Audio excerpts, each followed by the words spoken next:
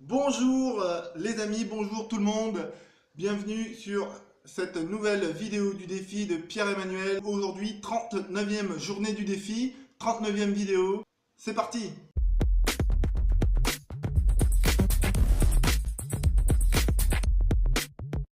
Aujourd'hui, j'avais prévu d'aller à Lens, à l'agence SIA pour remettre ma lettre de préavis pour le logement. Mais apparemment, il y a plusieurs grèves aujourd'hui, donc je remets ça à demain.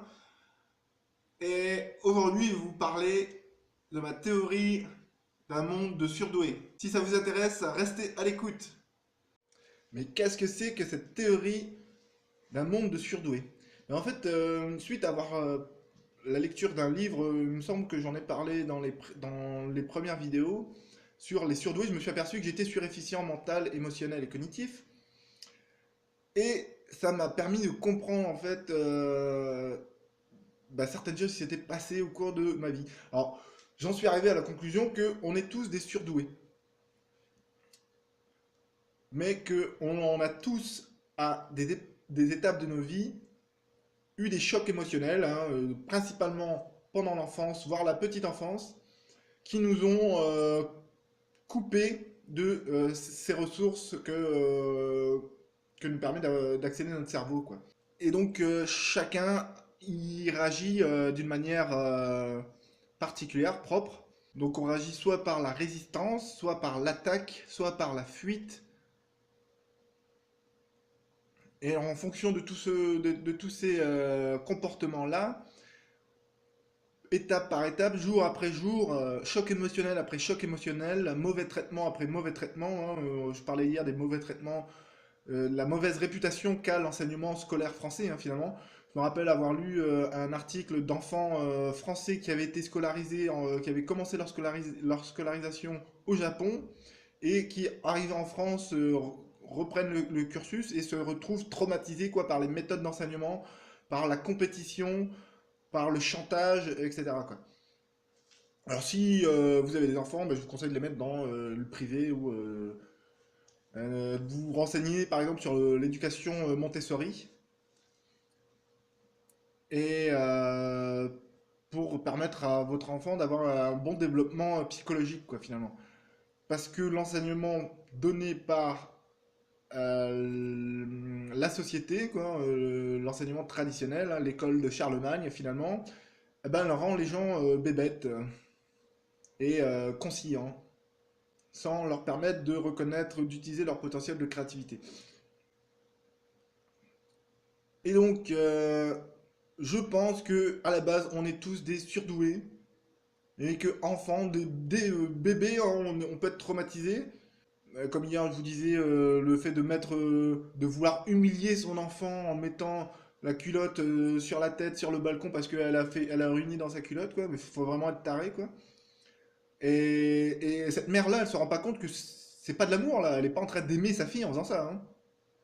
Après, c'est pas forcément de sa faute non plus. Si elle fait ça, c'est parce qu'elle a appris comme ça. C'est parce qu'elle a subi les mêmes chocs émotionnels, les mêmes traitements étant jeune.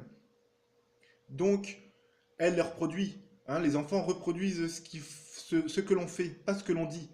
Donc pour moi, on est tous des personnes surdouées qui avons subi des chocs à différentes époques de notre développement psychologique et que cela a eu des conséquences profondes et affreuses sur le développement de la personnalité et donc sur ce qui est devenu l'adulte. Alors je parle des excès de violence, de ne pas savoir communiquer, de ne pas comprendre sa sexualité, de ne pas savoir revendiquer sa présence, la timidité, ne pas savoir parler en public, se sentir amoindri, se sentir moins que d'autres personnes en leur présence, etc. Ce sont tous des symptômes d'une psychologie qui a été maltraitée, qui a été mal construite finalement, durant l'enfance. Les parents font ça parce qu'ils ont appris comme ça. Alors le truc c'est que vous, au moment où vous en prenez conscience, c'est de ne pas le reproduire dans l'éducation de vos propres enfants pour casser le cercle vicieux finalement. C'est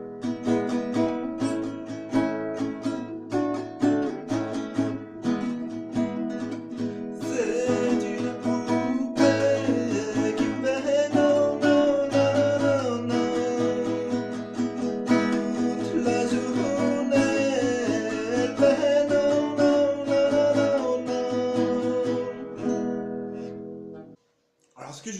par tout le monde est surdoué, c'est que par exemple là je joue de la guitare, je joue de la clarinette, je dessine aussi, je m'entraîne pour devenir ambidex, hein, je commence à écrire avec la main gauche, je joue de la flûte, je fais du sport. Ce que je veux dire, c'est que vous avez vous aussi plein de talents, plein de capacités que vous n'explorez pas, qu'on vous a pas appris à explorer, et du coup que vous ignorez, et qui pourraient vous apporter de la satisfaction dans votre vie pour être davantage enthousiasme, pour être davantage positif face aux événements de la vie. Là, évidemment, je ne joue pas comme un gypsy, mais c'est quand même une satisfaction pour moi. J'arrive à faire quelques petits bidules, je suis content, quoi. J'arrive plus à faire des partitions que des accords, mais...